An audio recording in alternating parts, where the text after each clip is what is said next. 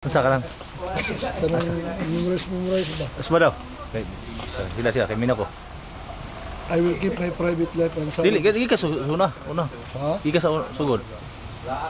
As a law enforcement officer, my fundamental duty is to serve mankind, to safeguard lives and property, to protect the innocents against deception, the weak against oppression or intimidation, and the peaceful against violence or disorder, and to respect the constitutional rights of all men, to liberty, equality, and justice.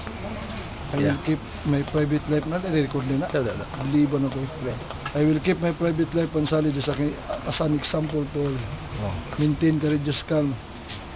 Develop self-esteem to. I will keep my private life and solid as an example to all. Develop self-restraint and be constantly mindful of the welfare of others.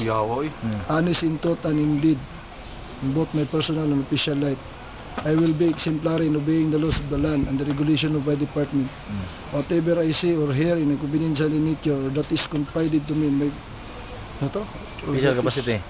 Confided to me in my official capacity will be kept ever secret unless revelation is necessary in the performance of my duty, with no compromise for crime and relentless prosecution of criminals.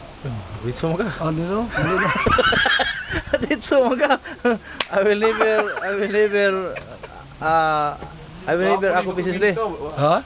I will never ako positive dito ba? Dito ba? Yan. I will never act Officiously. officiously or permit personal feelings, prejudices, animosities, or principle to influence my decision With no compromise for crime and with relentless prosecution of criminals.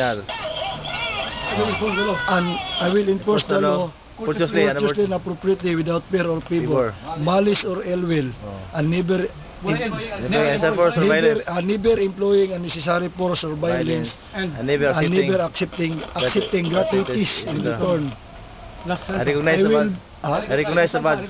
I recognize the badge of my office as a symbol of public faith, and I accept it as a public trust to be held so long as I am true to the ethics of the police service.